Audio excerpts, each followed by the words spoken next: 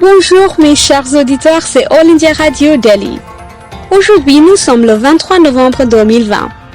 Vous êtes à l'écoute du service français de All India Radio. Voici maintenant les informations présentées par Devika Sharma. Tout d'abord, les grands titres. Le Premier ministre souligne la nécessité de lutter contre le changement climatique de manière intégrée, globale et holistique. G20 va tenter d'obtenir un accès mondial équitable au vaccin contre le Covid-19. Le Premier ministre Modi remercie l'Arabie Saoudite d'avoir accueilli avec succès le sommet du G20 à Riyad. À Singapour, l'exercice maritime bilatéral Simbex 20 débute aujourd'hui en mer d'Andaman.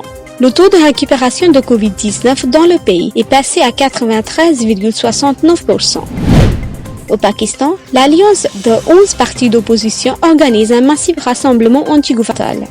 Le chef de l'ONU, Antonio Guterres, condamne les attaques à la roquette à Kaboul. Le ministre français des Affaires étrangères a dit que l'intention de Washington de retirer son personnel militaire de l'Irak est dangereuse. Le président élu des États-Unis, Joe Biden, nomme la mairie indienne Mala Adiga au poste de directrice politique de son épouse, Jill Biden. Aux États-Unis, un juge fédéral rejette l'action en justice du président Trump pour empêcher les États de certifier le total de leur vote. Mes chers amis, vous êtes à l'écoute du service français de All India Radio. Maintenant, nous vous présentons les actualités en détail. Le Premier ministre Narendra Modi a souligné que le changement climatique doit être combattu de manière intégrée, globale et holistique, et non en vase clos.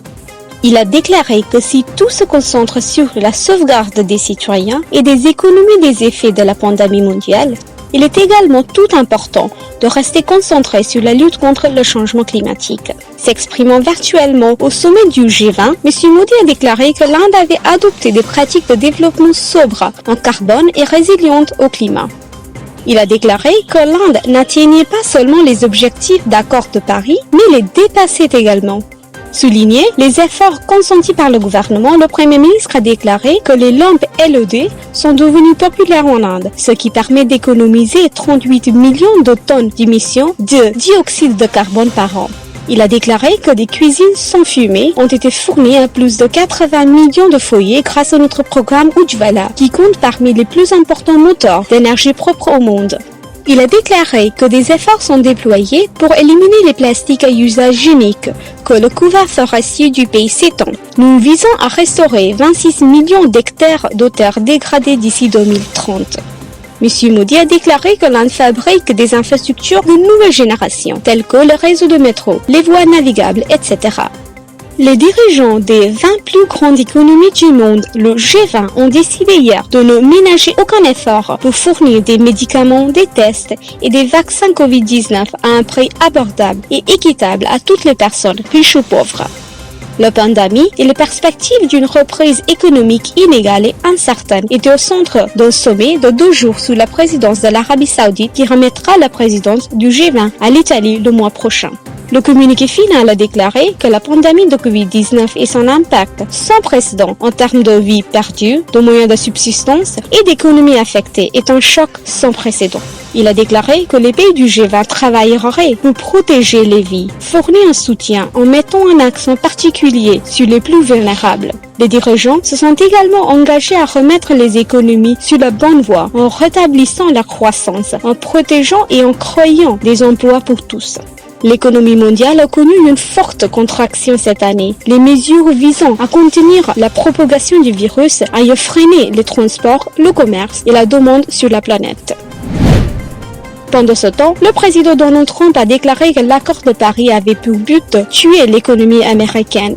S'exprimant lors du sommet du G20 par visioconférence, Trump a déclaré que sa décision de se retirer de l'accord de Paris sur le climat était de protéger les travailleurs américains. Il a ajouté qu'il avait refusé de céder les millions d'emplois américains et envoyer des milliards de dollars américains aux pires pollueurs et délinquants environnementaux du monde.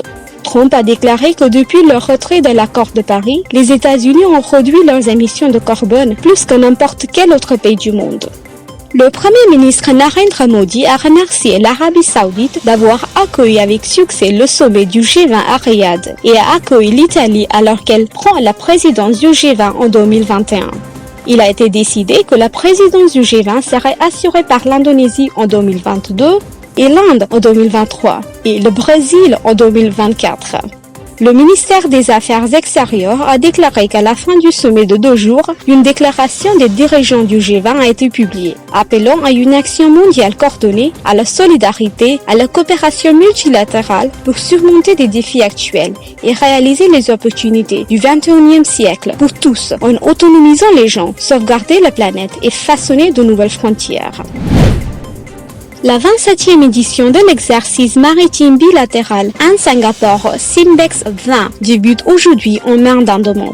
Cela se poursuivra jusqu'au 25 de ce mois.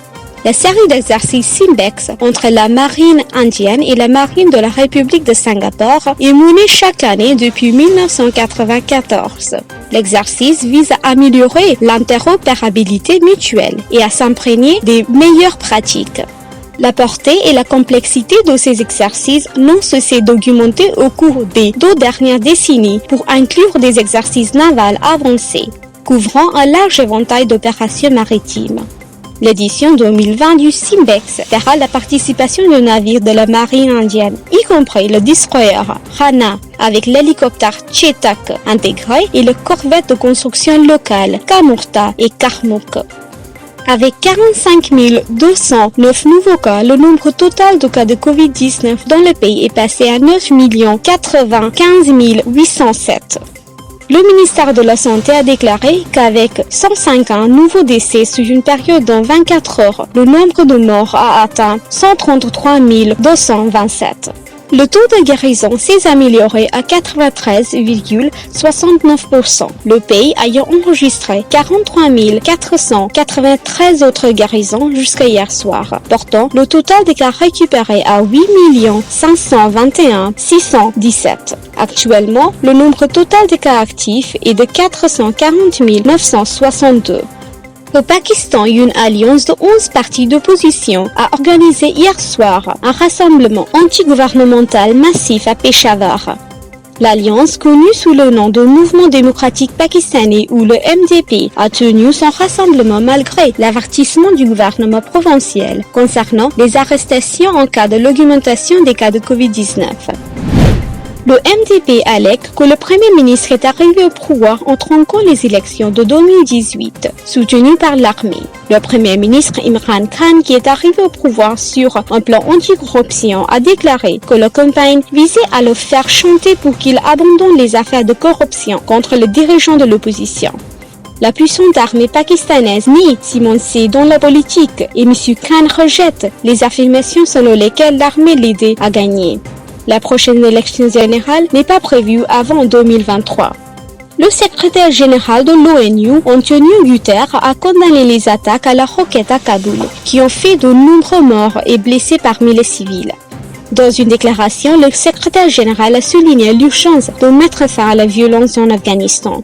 Il a exprimé l'espoir que les prochaines négociations de paix en Afghanistan permettront de parvenir rapidement à une déescalade du conflit et à la cessation des attaques afin de sauver des vies. Au moins, 8 civils ont été tués et 31 blessés lors d'attaques à la roquette dans les zones résidentielles de la capitale Kaboul samedi.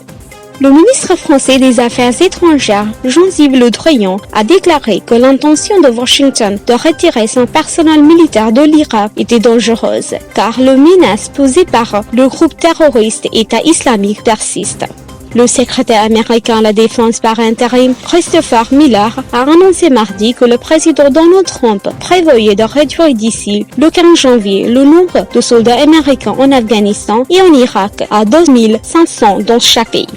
Car le conseiller à la sécurité nationale de la Maison-Blanche, Robert O'Brien, a déclaré que Trump prévoyait d'amener toutes les forces restantes des 2 pays d'ici mai. Il y a actuellement 3000 soldats américains stationnés en Irak.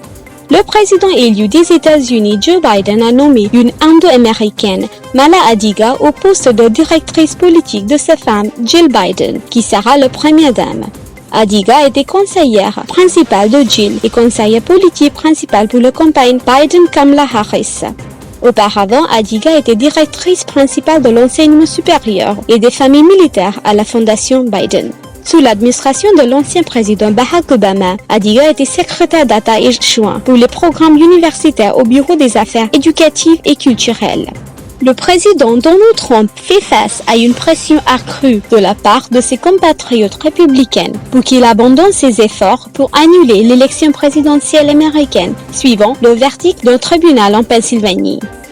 Après que Joe Biden a été déclaré vainqueur il y a 2 semaines, Trump a lancé une série de poursuites et a monté une campagne de pression pour empêcher les États de certifier le total de leur vote. Jusqu'à présent, les tentatives visant à contrecarrer la certification ont échoué, devant les tribunaux de Georgie dans le Michigan. Hier, Matthew Brown, juge fédéral, a rejeté un effort similaire en Pennsylvanie, déclarant que l'affaire constituant des arguments juridiques tendus sans fondement et des accusations spéculatives.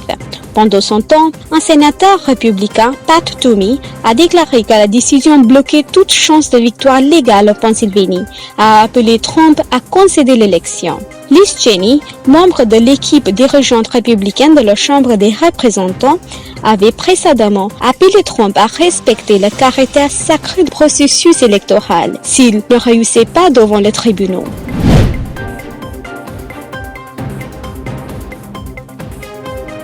C'était notre bulletin d'information.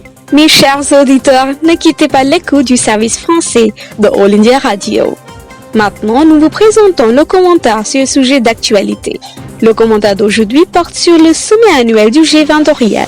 Le 15e sommet annuel du G20 qui s'est tenu ce week-end-ci sous la présidence suédienne a réaffirmé que l'action mondiale coordonnée, la solidarité et la coopération multilatérale sont aujourd'hui plus que jamais nécessaires pour surmonter les défis actuels et réaliser les opportunités du 21e siècle pour tous, en autonomisant les populations, en sauvegardant la planète et en façonnant de nouvelles frontières.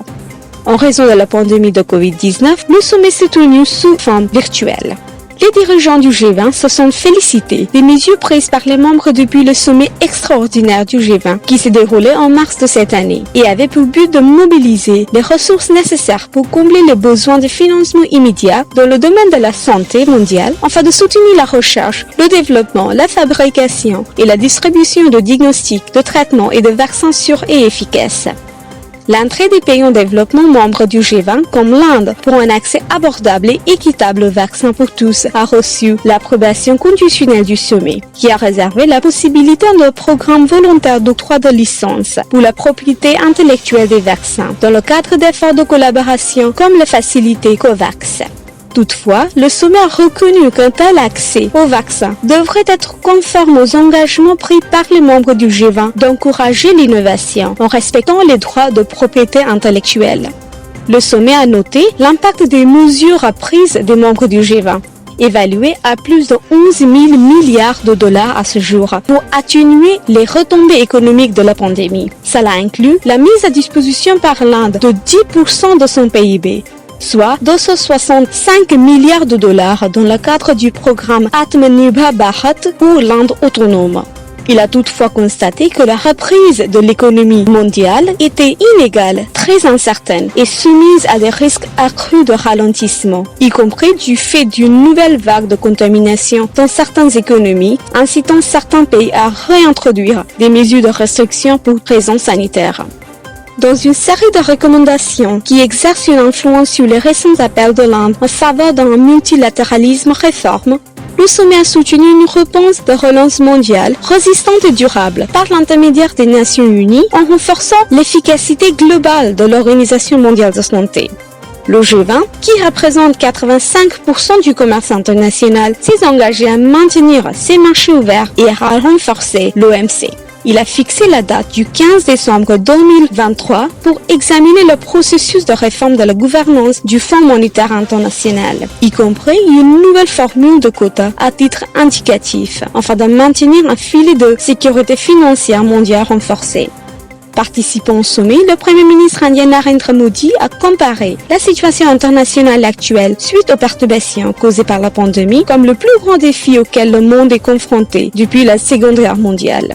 Le Premier ministre a proposé une nouvelle facilité d'indice mondial pour un monde post-corona, reposant sur 4 piliers. Il s'agissait notamment de créer un vaste réservoir de talents, de veiller à ce que les technologies atteignent tous les segments de la société, de garantir la transparence des systèmes de gouvernance et de traiter la terre-mère dans un esprit de tutelle. M. Modi a proposé qu'un tel indice doive être comparé aux autres indicateurs comme l'empreinte carbone. Cela, a-t-il dit, pourrait devenir le fondement d'un nouveau monde. Le Premier ministre a souligné l'importance des questions climatiques au cours de la deuxième journée du sommet, soulignant que l'Inde avait dépassé son objectif de l'accord de Paris sur les émissions de gaz à effet de serre. Les initiatives de l'Inde, telles que l'Alliance solaire internationale qui compte déjà 88 États membres et la coalition pour une infrastructure résiliente aux catastrophes à laquelle 9 membres du G20 ont participé parmi les 18 membres à ce jour, sont des mesures proactives pour répondre aux préoccupations environnementales. Appelant à une augmentation des flux technologiques et financiers vers le monde en développement, M. Modi a souligné que l'accent doit être mis sur la garantie de la dignité humaine de chaque travailleur pour sauvegarder la planète. Le sommet a mis en évidence le rôle clé de la connectivité, des technologies numériques et des politiques pour renforcer la réponse à la pandémie et faciliter la poursuite de l'activité économique. L'Inde a offert ses compétences informatiques pour créer un secrétariat virtuel du G20 afin de constituer un dépôt de documentation et de contrôler le suivi des décisions. L'Italie présidera le G20 en 2021, suivi de l'Indonésie. L'Inde présidera le G20 en 2023, ce qui lui donnera l'occasion de jouer un rôle de leader mondial à un moment délicat et important des relations internationales. Vous venez d'écouter le commentaire d'actualité rédigé en anglais par Ashok Kumar Mukherjee, ancien représentant permanent de l'Inde auprès des Nations Unies, et traduit ainsi que présenté par Devika Sharma. Mes chers amis, c'est All India Radio Delhi. Nous venons maintenant à la fin de notre programme d'actualité. Merci.